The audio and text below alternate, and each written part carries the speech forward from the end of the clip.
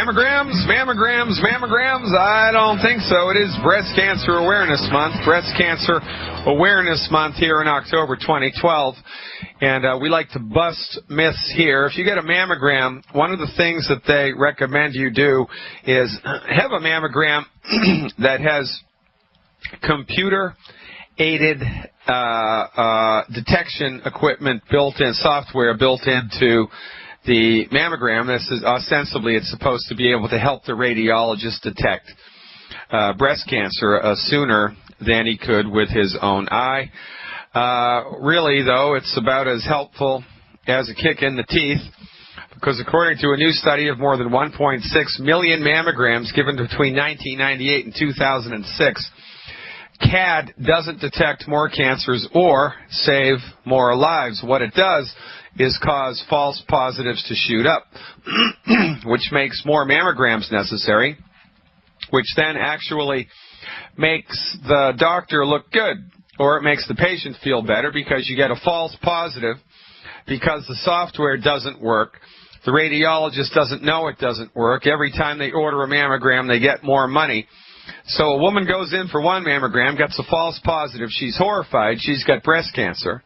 Oh, let's do a follow-up. So they do, and they do a follow-up mammogram. Oh, you're clean. You don't have any breast cancer. She feels like $1 million. She's going to send the radiologist, a box of chocolates, whatever, because it's the happiest day of her life, when in reality the problem was the initial mammogram that was done with the computer-aided design technology. It's nonsense. The only thing that mammograms allow is for earlier detection of breast cancer. And earlier detection of breast cancer does nothing to increase the survivability of breast cancer. It does nothing. Although, because of something called lead bias time, it can appear as if it does, right? We've talked about this before on the show. It's an important thing to keep in perspective, because remember, modern American medicine is a for-profit, out-of-control machine. It's a for-profit machine. Instead of ordering one CT scan, they'll order 3. Instead of needing to do just one mammogram, or quite frankly, not any, they're going to do 2, 3. And, you get enough radiation over your lifetime from mammograms. And the people that push the mammograms tell you this isn't true, but they're lying. You do get, in fact, enough cumulative radiation from mammograms to actually give you breast cancer. And if you have a benign tumor and you get a mammogram, the radiation from the mammogram can turn the benign tumor into a malignant tumor. How about that? Breast cancer biopsy can make the tumor spread. We don't talk about this, so nobody talks about this. Nobody talks about the fact that we stink at treating cancer in this country. Everybody, as a matter of fact, the American Cancer Society about 10 years ago stopped using the word cure and started using the term survivorship. Oh, now you're a breast cancer survivor. So you know what that means? If you're alive 5 years after the initial diagnosis, whatever type of cancer it was, prostate cancer, breast cancer, lung cancer, colon cancer, if you're still alive 5 years after the day it was diagnosed, they consider the treatment that you were given successful. So you may die on year 5 plus 1 day from cancer, and they consider that a successful treatment. They've moved the goalposts, but the average Joe on the street doesn't know that they've moved the goalposts. And when they go to their cancer doctor, their oncologist, if you are unfortunate enough to be given a diagnosis of cancer, they'll fill your head with lies. They'll tell you that the only possible treatment strategy you have is chemo, radiation, and surgery. That's it. And then they'll tell you, oh, this cancer therapy, this treatment has a 95% success rate. And you think to yourself, oh, that means 95% of the women who get it live. They survive. They cure the cancer, right? No, what it means is 95% of the women or the men or whomever it is, for whatever type of cancer it is, who get the treatment are still alive 5 years later. Even though they've got no teeth, they've got no hair.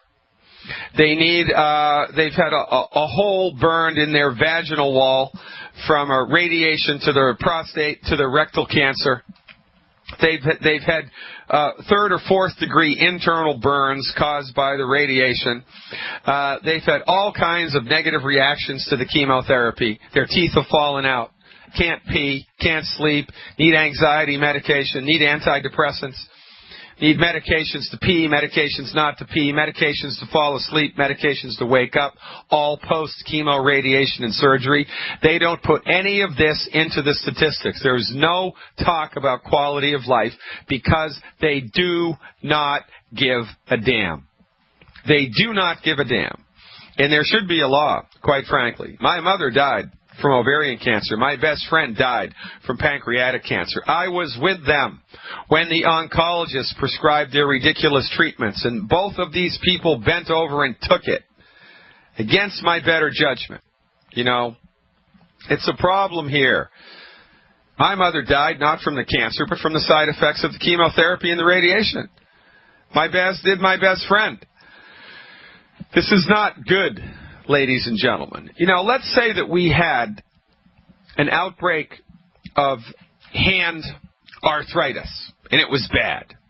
You know, 30% of the American people got hand arthritis.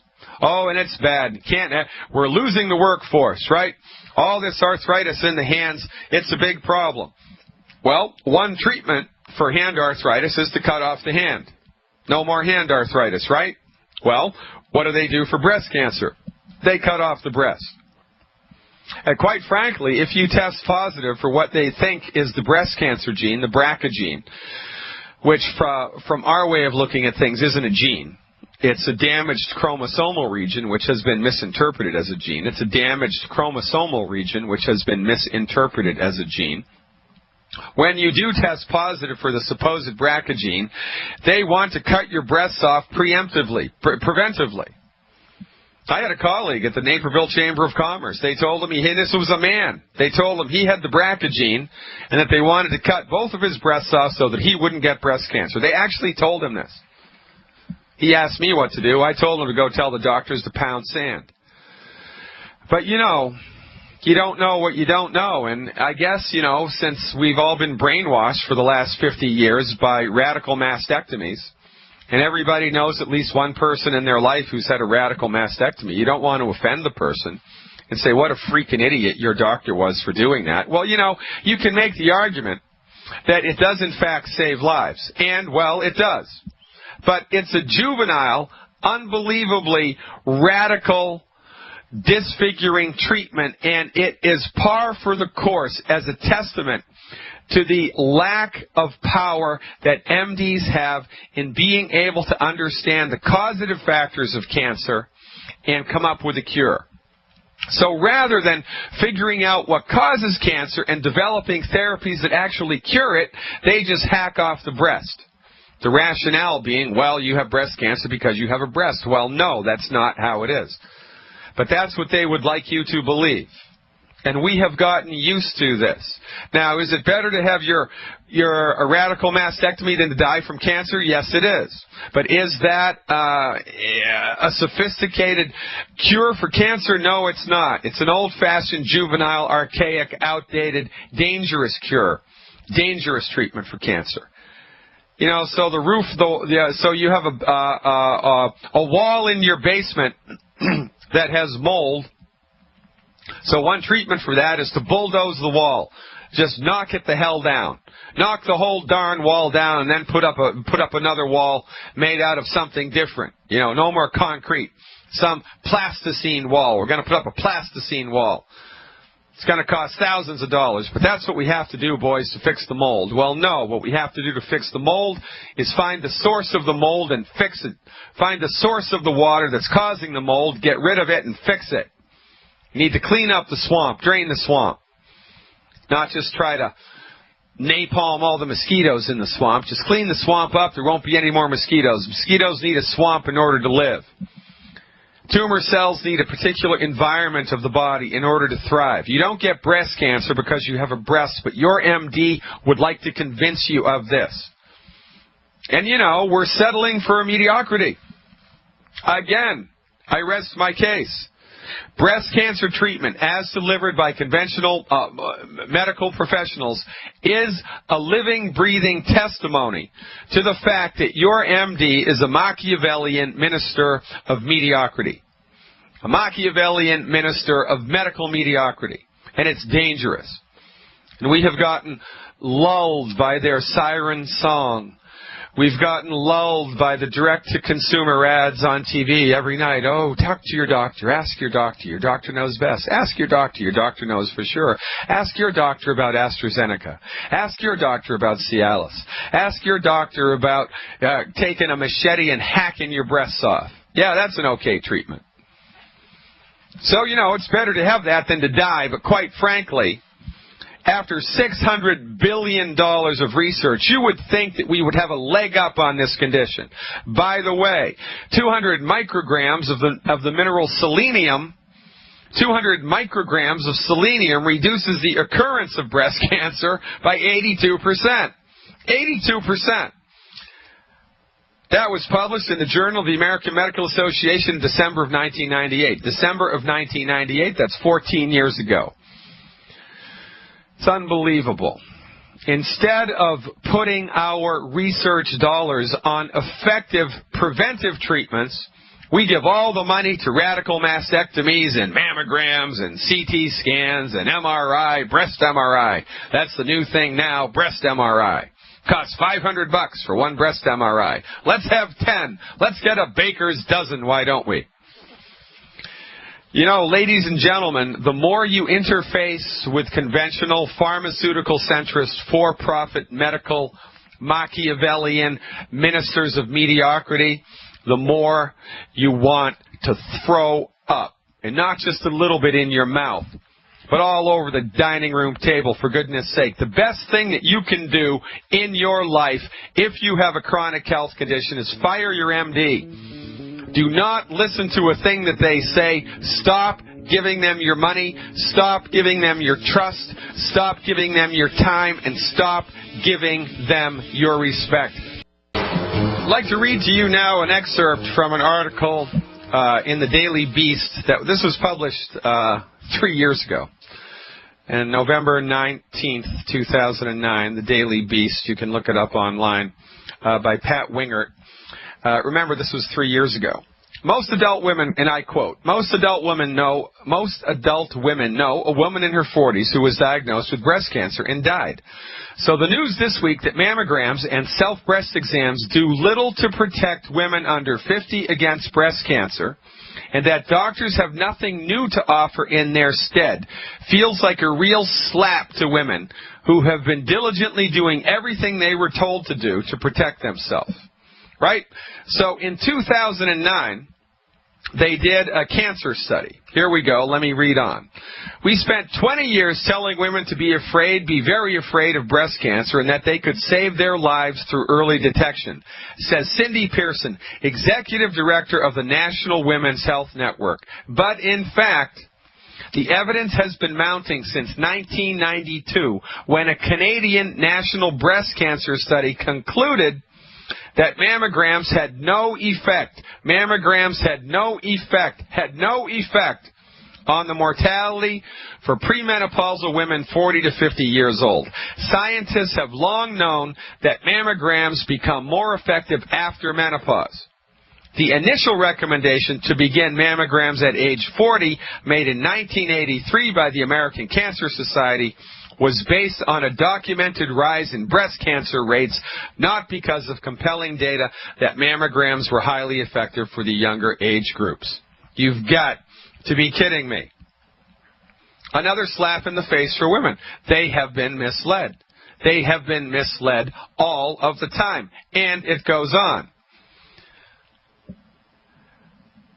It's medically accepted that mammography only reduces breast cancer mortality by 15% for women ages 40 to 49, while resulting in a very high rate of false positives, unnecessary biopsies, and anxiety in women whose cancers are so slow-growing or so inconsequential that they'd never become a threat. Mammograms, like X-rays, also expose patients to radiation, so the risks must be weighed against the benefits, particularly for younger asymptomatic women with no family history of the disease. Right? But look, medicine progresses one funeral at a time. You are inclined to believe that your doctor knows what's best for you, but your MD only knows what your MD has been trained in. And what your MD has been trained in only reflects one very small piece of the pie of medical science. And you know, when 100 doctors all start doing the same thing, it generates a culture of consistency. And doctors, basically being grown-up cowards, do not want to work outside of the box. They do not want to step outside of the comfort zone. They do not want to examine data scientifically. They just go along for the ride, have their martini at 6 o'clock, and call it a day. Ladies and gentlemen, your MD is a person just like you. They're not any smarter. They're not any more significant, less significant as a human being than you are. We are all on the same playing field. You need to take your medical doctor off of the perch that you've given them, off of the pedestal that you've given them, and start treating them exactly the same way you treat the guy that's giving you a bid for your roof. The same way that you treat your automobile mechanic.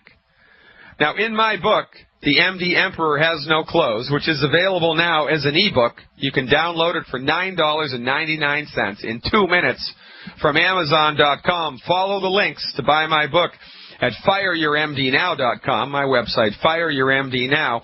In that book, I have a very short chapter on cancer.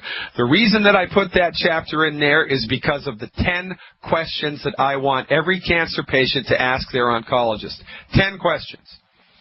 Get the book, read it, take it to your oncologist's office. Heaven forbid you've been diagnosed with cancer, and if you have, ask your oncologist these 10 questions. And have your lawyer or your husband or your wife or your brother or somebody from the neighborhood with big muscles sitting right next to you.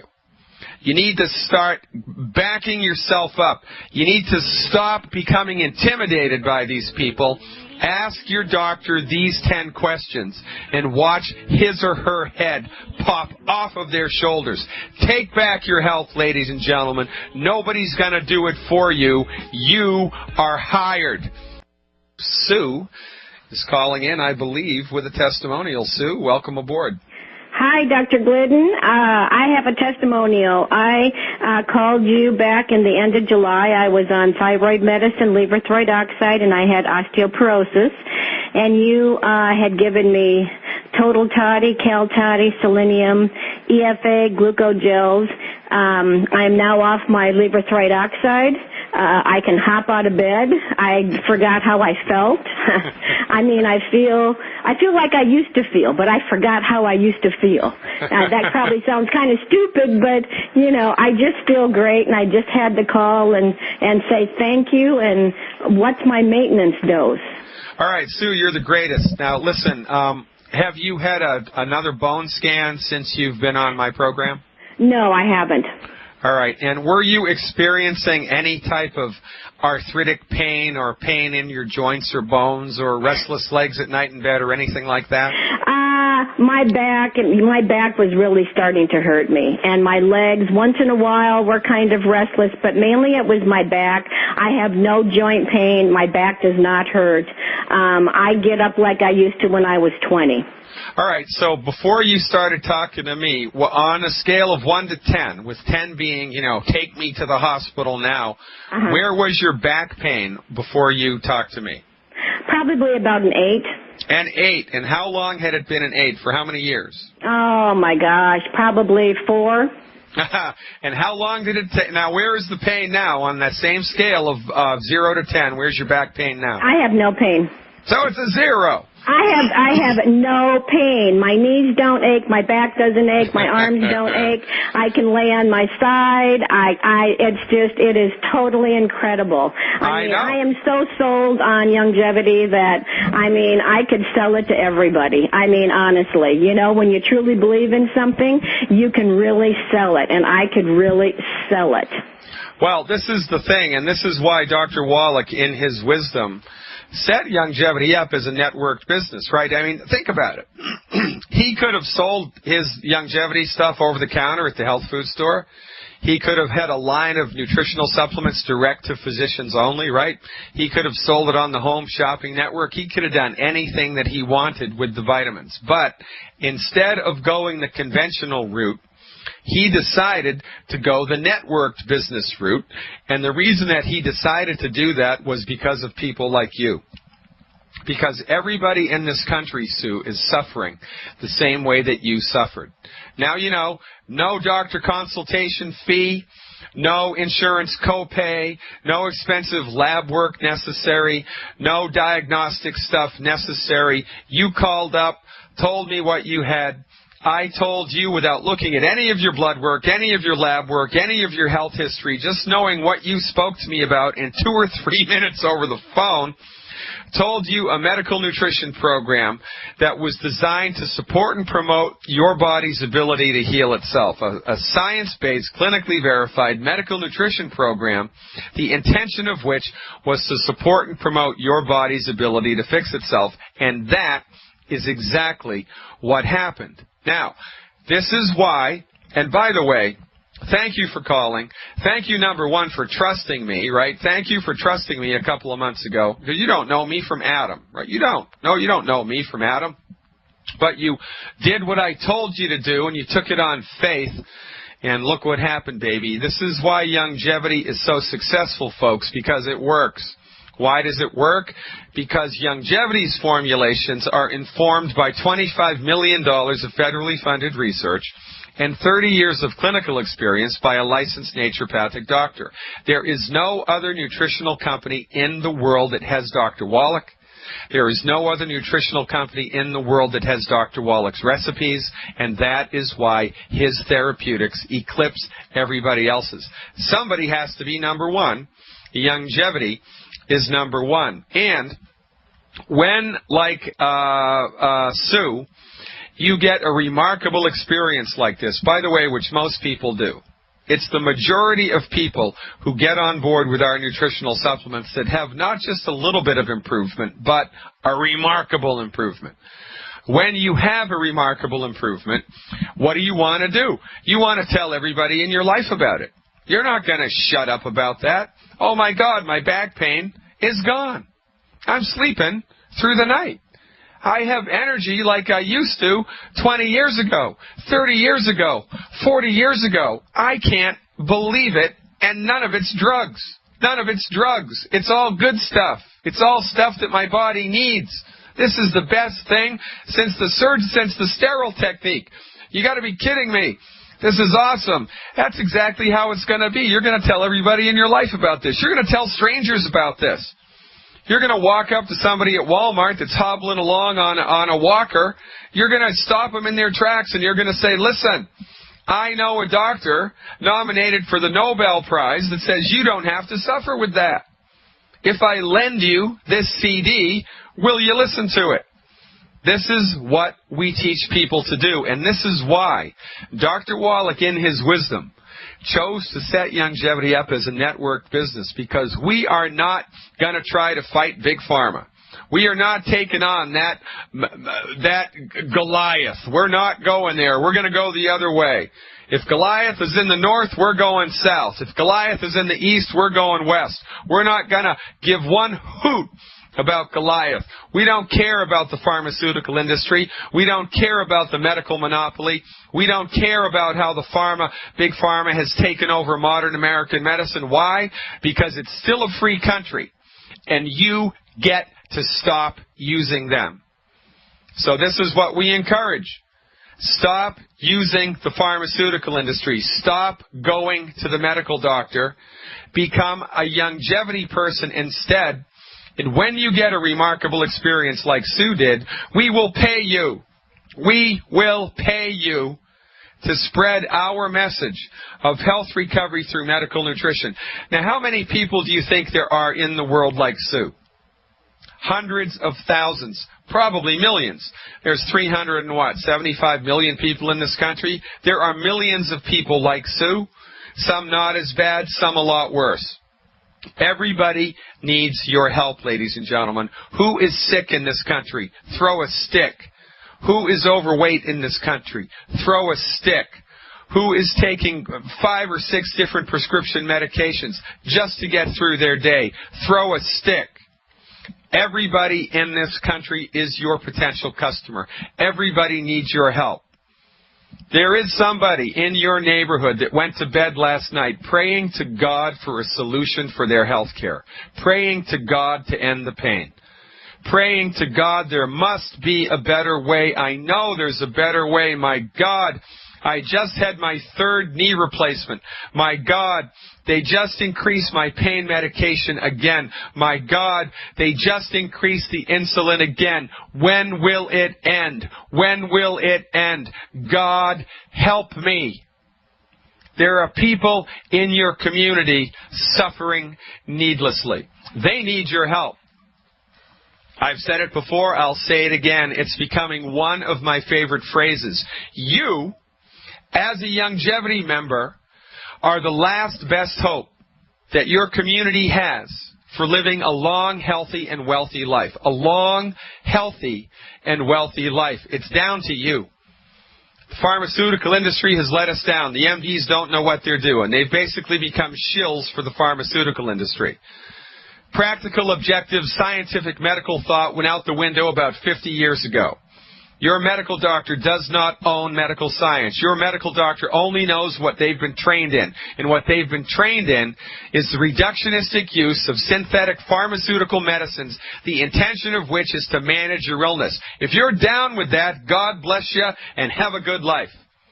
But if you're sick and tired like Sue was, of feeling sick and tired, you want to make a difference, you want to try something else that's science-based, clinically verified, delivered by licensed physicians, who actually have integrity, who actually believe that God exists, who actually believe that the body is imbued with an intelligence and a soul force, who actually have clinical experience with science-based therapeutics that support your body's ability to fix itself, then you've come to exactly the right place, and this is the luckiest day of your life. Ladies and gentlemen, this is not an overnight success. This is not some healing panacea. This is not some magic pill that cures everything. As a matter of fact, it doesn't cure a darn thing. But what it does is supports and promotes your body's ability to fix itself. And this is never a bad idea. According to the Food and Drug Administration, the only thing that can cure anything is a drug. So even though Sue was having all of these troubles, even though Sue had no energy, had joint pain and back pain, had arthritis and osteoporosis and an underactive thyroid, was taking a couple of different pain medications, even though now she is 100% symptom-free, even if the blood work showed that there was, and the DEXA scan showed no more osteoporosis, even if the blood work shows a completely normal thyroid, I would not be able to say that I cured it. Because according to the FDA, the only thing that can cure anything is a drug. This is, again, another reflection of how the medical industry monopolizes everything. And if you're not unbelievably pissed off, at this point in time, I don't know what you're doing. You're just not listening. There is a time in life to get angry. There is a time in life to draw a line in the sand in which you say, this far and no further. You shall not pass. And this is where we're at, ladies and gentlemen. Right now is that time. Right now is that time. You don't know what you don't know. And sadly, what you don't know about health will kill you or heal you. So I invite everybody in the listening audience today, go to fireyourmdnow.com. Fireyourmdnow.com. Click on the longevity link, click on the Join Us Now link, and join us for a $10 membership fee. Get your feet wet with $10. You want to really make a difference, you want to really make a commitment, you want to really go all in from day one so that you can replace your job with a real money-making machine, a real engine of social change, then join us for $399. $10 or $399. You can always upgrade. I don't care what you do. I don't care what level you come in at. Join us. We need your help. You are the last best hope your family members, your community members, your church members have for living a long, healthy, wealthy life. You join us, we will show you how to show people in your life our message in such a way that makes them run to you instead of run away from you. It's easy. I've seen 10-year-old Mormon boys do this in Utah. If they can do it, you can do it. Anybody can do this, ladies and gentlemen. It's easy because what do? We tell people the truth. And the truth has a ring to it. It's compelling, and it moves people into action. I am Dr. Peter Glidden, this far and no further. I'm on a tear this afternoon, ladies and gentlemen. I told my technicians manning the boards to shut the boards down. No more calls today. I am on a tear. I just have to run with this while it's fresh in my mind.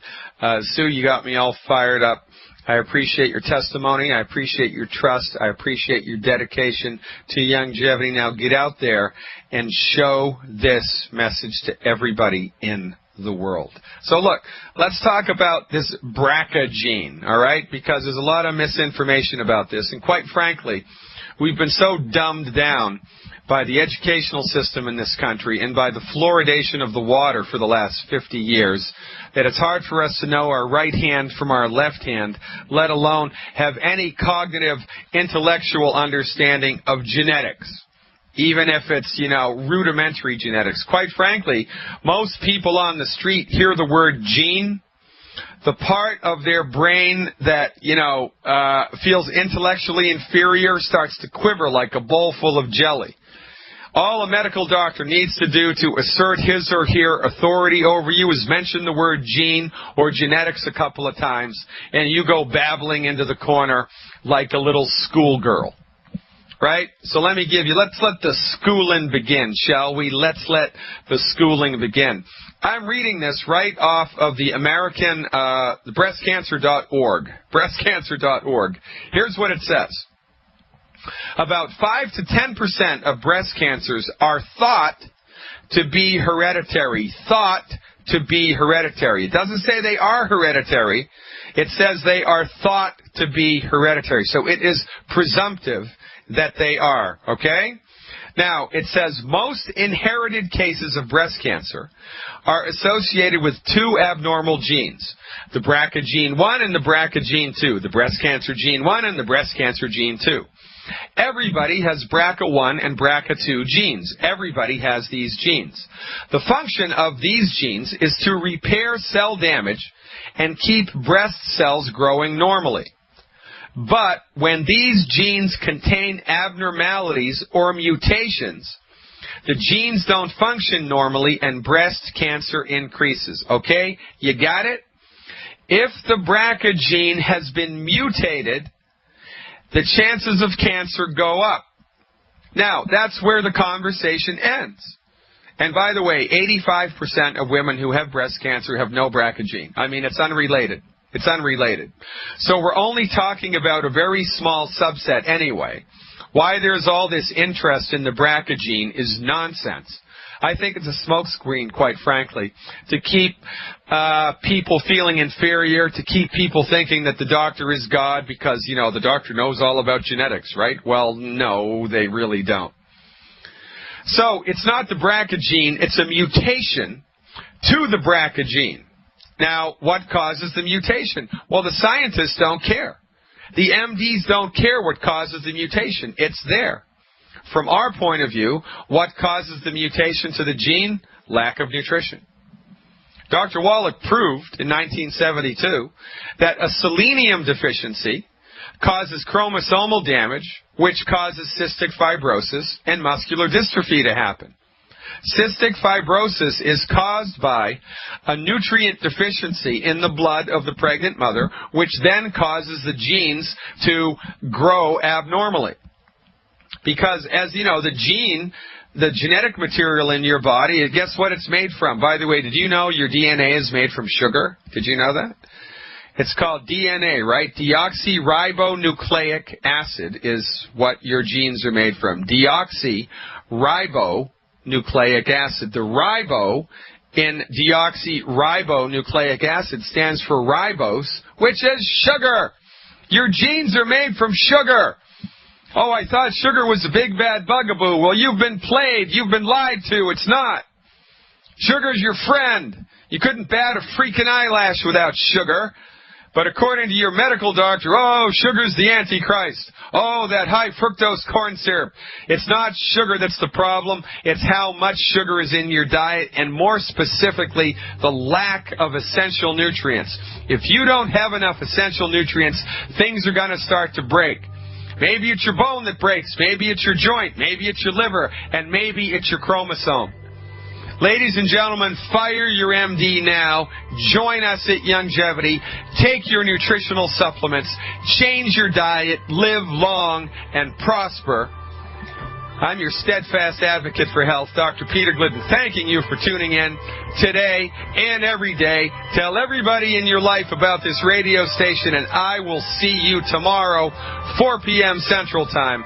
Dr. Peter Glidden, over and out.